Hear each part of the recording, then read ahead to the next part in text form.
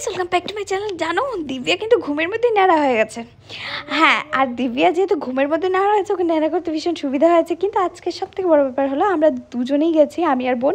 দিব্যের পাপা যায়নি দিব্যাকে, মানে আমরা চুলটা যখন ন্যাড়া করতে দিব্যাকে নিয়ে গেছি, দিব্যের পাপা কিন্তু যায়নি। কেন জানি সেটা আজকে ভিডিওতে তোমাদের বলছি।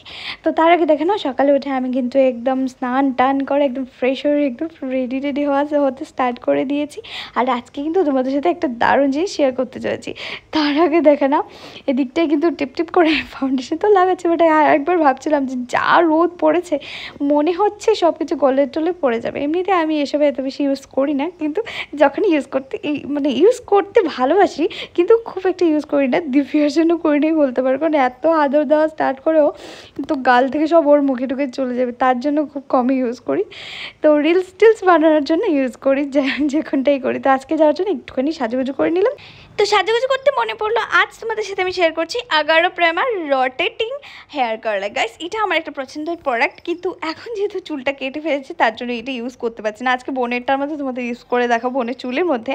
আর এদিকটা দেখো, এটার মধ্যে কী কী অপশানস আছে, কী মজা আছে সেটা আমি তোমাদের বলছি। ফার্স্টে এদিকে দেখে নাও, এই যে অন অফ বাটনটা, আর এখানে কিন্তু 230 পর্যন্ত কিন্তু এলইডি ডিসপ্লে আছে 180 থেকে। তো গাইস, এই দিকটায় দেখো, এটা কিন্তু অটোমেটিকলি রোটেট মানে ঘুরতে থাকে। আর এই দেখো, এই ক্লিপটা এই দিকটা কিন্তু তোমরা রাখতে পারবে, সেই অপশানটা দেওয়া আছে। আর এটা হলো কুল টাচ টিপটা। তো সব কিছু নিয়ে এটা কিন্তু একটা দারুণ জিনিস। এটা কিন্তু 360 সুইভেবল কর্ডলেস আছে এটার মধ্যে। আর এটা কিন্তু ইজি গ্লিট ক্ল্যাম্প করে। গাইস, জানো এটার মধ্যে কিন্তু আরেকটা জিনিস আছে, সেটা হলো এটার মধ্যে 5টি হিট মোড আছে। আচ্ছা, সেটা কি বলে দিয়েছি? হ্যাঁ। তারপর এটা দিকে তোমরা রাইট লেফট দুটো সাইড দিয়ে কিন্তু এটা তোমরা রোটেট করতে পারো। এইভাবে অটোমেটিকলি রোটেট হয়ে যায়, একটা সফট কার্ল তোমরা বানিয়ে নিতে পারো। আমি বোনেরটার মধ্যে একটুখানি করে দেখেছি, যেহেতু খুব হুড়োহুড়ি ছিল তার জন্য ভালো করে দেখাতে পারিনি। আমি তো এটা ডিসক্রিপশনে দিয়ে রাখবো, তোমরা যদি চাও এটা নিয়ে নিতে পারো। এটা দিয়ে খুব ভালো কিন্তু হেয়ারের মধ্যে ভলিউম হয়ে যায়। বোনকে দেখতে পাচ্ছ আমি এত হুড়োহুড়ির মধ্যে করেছি, বাট কার্লগুলো ভীষণ সুন্দর হয়েছে। আরও বেশি সুন্দর হতো যদি চুলগুলো আরও বেশি করে শুকনো হতো। এত বেশি শুকনো হয়নি, বুঝতেই পারছো। হুড়োহুড়ির মধ্যে যাবো বলে আমরা সবাই স্নান টান করে রেডি হয়ে গেছি। তো তারপর আমরা সবাই মিলে রেডি হলাম, মানে আমি তো আগেই রেডি হয়ে গেছি। আর এদিকটা কিন্তু সোনাকে আমি রেডি করে ফেলেছি। এদিকে সোনা করছে দুষ্টুমি, কারণ সকাল উঠে সোনা কিছুই খেতে চায় না। তাই আমি ভাবছি একটুখানি খাইয়েটেই ওকে নিয়ে গেলে ভালো হতো। একটু যদি খাইয়ে না নিই, ওদিকটা গেলে খুব অসুবিধা হবে। এদিকে ও কিছু খাবার কি খাবে, ও কিন্তু আঙুলটাই চিবিয়ে যাচ্ছে। তো এদিকে আঙুল চিবানো হচ্ছে, তারপর কিছুক্ষণ এদিকটায় অন্য কিছু মুখে দিয়ে, এই কাঠটা দেখছি রে, ও এইসব জিনিসই মুখে তুলতে চায়। ভালো কিছু খাবার দাও না, না মুখটা ঘুরিয়ে যা অবস্থা করবে। বাট ও জাবরা মানে নোংরা সব জিনিস আছে, ওগুলো কিন্তু মুখে দিতে চাইবে। তো তারপর দেখো, আমরা সবাই কিন্তু রেডি হয়ে নেমে পড়েছি। বাট দিব্যের পাপা যাচ্ছে না, কারণ হচ্ছে গিয়ে দিব্যার পাপা যেতে পারবে না। আসলে আমি অনেক দিন থেকে ভাবছিলাম তোমাদের এই খবরটা জানাবো। অনেক দিন ধরে ভিডিও দেওয়া হচ্ছিল না, তো কেন সেটা অনেকে তোমরা জিজ্ঞাসা করেছো। ভাবছিলাম আলাদা করে একটা শর্টস বানিয়ে তোমাদের জানাই, বাট কী করে আর সেটা জানানোই হচ্ছিল না। অ্যাকচুয়ালি এই দু তিন মাস কী বলবো, এই 2 মাসের মধ্যে 2 মাস হয়ে যাবে। হ্যাঁ, 2 মাস ধরো হয়ে যাবে। তো আমার শ্বশুরমশাই মারা যান ইদানিং, তো তার জন্যে জুলাই মাসে শ্বশুরমশাই মারা যান। তার জন্য আমার ভিডিওগুলো একদম স্কিপ করা হয়েছিল, কাজটা সব বন্ধ ছিল। দিব্যের পাপার কি আমরা পুরো পরিবারটারই মনটা ভীষণ খারাপ ছিল। দেখো, সবাইকে একদিন ঠিকই যেতে হবে, বাট খুব আমার শ্বশুরমশাইয়ের তেমন একটা এজ ছিল না, যতটা মানে খুব কমই এজ ছিল বলতে পারো।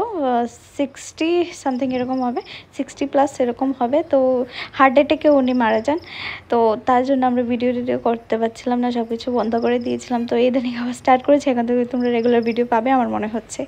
তো তারপর দেখো, এই দিকটা মন্দিরে এসে আমরা এই দিকটা একটুখানি পুজো করেছি। আর ফলের বাটাটা যা প্রসাদ ছিল ওটা আমরা নিবেদন করে দিয়েছি মায়ের পায়ে।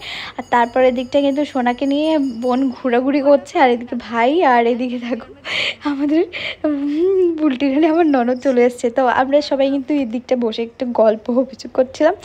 তো এই দিকটা দেখো, বোন কিন্তু সোনাকে ঘুম পাড়ানোর চেষ্টা করছে, যেহেতু সোনা একটুখানি খেয়েছে কি খায়নি, বাট ও যেহেতু একটু সকাল উঠে গেছে, তার জন্য ওর হ্যাঁ হ্যাঁ হ্যাঁ হ্যাঁ সেটা করছে। তো একটুখানি ঘর থেকে বেরোনোর পর একটুখানি অটোর মধ্যে একটু চুপচাপ ছিল। আজকে কিন্তু আমরা গাড়িটা নিয়ে যাইনি, যেহেতু দিব্যের পাপা জানি, আমরা টুকটুকি করে গিয়েছি। তো তারপর এদিকটা দেখো, দিব্যা কিন্তু কিছু সময় পর ঘুমিয়ে পড়লো। ঘুমিয়ে পড়ার আমি সত্যি অনেক টেনশন করছিলাম যে ওর চুলটা কী করে ফালাবো, মানে ন্যাড়া কী করে হবে। ও আমার মেয়েটা এত পাখা না, এত চঞ্চল যে ও মাথাতে হাতই দেয় না, ঝুঁটি বাঁধতে দেবে না তোমাকে, ও চুল কী করে ফেলতে দেবে, ন্যাড়া কী করে হবে সেটাই ভাবছিলাম। বাট হ্যাঁ, মা কিন্তু সত্যিই সাথে আছেন একদম। মায়ের আশীর্বাদ দেখো, ও ঘুমিয়ে পড়েছে আর খুব সুন্দর করে কিন্তু চুলগুলো খুব ভালো করে কাটা হয়েছে। সত্যি কথা বলতে ভাবতেই পারিনি এরকম হবে। আর চুল যে কাটা হয়েছে, ঘুমিয়ে পড়েছে বলে একদম কাটা ছেড়ে কিছু হয়নি, না তো একটু কাটটাট লেগে যায়, বাচ্চা একটু বেশি নড়তে থাকে, আমার সেটাই আমার টেনশন ছিল। আর এই সময়টাতে বাচ্চাদের মাথাটা আরও বেশি নরম হয়। আর অনেকে আছে দেখবে 1 মান্থের মধ্যেই চুলটা ফেলে দেয়, আমি তো বলবো প্লিজ এরকম ফেলো না, বাচ্চাদের তখন মাথাটা আরও বেশি সফট থাকে। তো প্লিজ 1-2 বছর পরে ফেলো, সেটাই বলবো।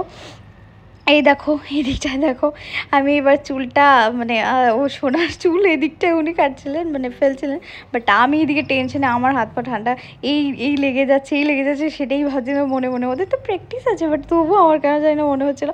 আর এদিকে সোনা ঘুমিয়ে আমার মেয়েটা ঘুমিয়ে আছে, ঘুম থেকে উঠে দেখবো আমার চুলকে নিয়ে গেলো। আমার মেয়েটা তো ঘুমিয়ে আছে আর উঠে দেখো চুলটা কে নিয়ে গেলো, সেটাই ভেবে হাসছিলাম। আর তারপর এদিকটা দেখো সোনাকে স্নান টান করিয়েছি, আর তারপর সোনাকে নিয়ে এদিকটা পুজোর ওখানে চলে এসেছি। স্নান টান করিয়ে সোনাকে ঠিক কেমন লাগছে তোমরা কমেন্ট করে জানিও, আমি কেমন যেন একটু বোকা বোকা লাগছে না। তো তারপর এদিকটায় সোনার মাসি একদম চেঞ্জ করিয়েছে, আমি স্নান করে ওর কাছে দিয়ে দিয়েছিলাম। তো তারপর সোনা একদম ফ্রেশ ট্রেশ হয়ে এদিকটা পুজোর সিটে মাথায় নিল একদম। তারপরে দিকে যে চুলটা ছিল ওটা কিন্তু গিয়ে ভাই আর আরেকজন একটা দাদা, তো ওনাকে দিয়ে চুলগুলো মাটির নিচে গাড়িয়ে রাখা হয়েছে। আর তারপর পুজো কমপ্লিট হয়ে গেল ফাইনালি। মানে প্রসাদের পুজোটা তো আগেই কমপ্লিট হয়ে গেছে, যে ন্যাড়া হওয়ার পর একটা পুজো ছিল সেটা কমপ্লিট হলো। তো সব কিছু শেষে আমরা প্রসাদ খেলাম, একটু পিসিমণির বাড়িতে উঠেছিলাম, বাট সেটা শেয়ার করতে পারিনি, কারণ এত হুড়োই ছিল। বাড়িতে যাবো, তারপর দ্বীপের পাপার জন্য আবার রান্না করতে হবে, সকালে আজকে রান্নাও করিনি, উনি কিবা উপোস ছিলেন, তো সেটাই ভাবছিলাম। না, চাটা খেয়েছে সেটা বলতে পারি। তো তারপর সেই জন্য অনেক কিছু ছিল যেগুলো ক্লিপ না হয়নি। জাস্ট দিব্যাকে নিয়ে আমরা এবার বাড়ি যাচ্ছি, টুকটুকিতে বসে পড়েছি। এবার তোমরা দেখে নাও দিব্যার পাপার রিয়েকশানটা কী। এই দেখো, দিব্যার পাপা কিন্তু দিব্যাকে দেখে একদম অবাক হয়ে গেছে।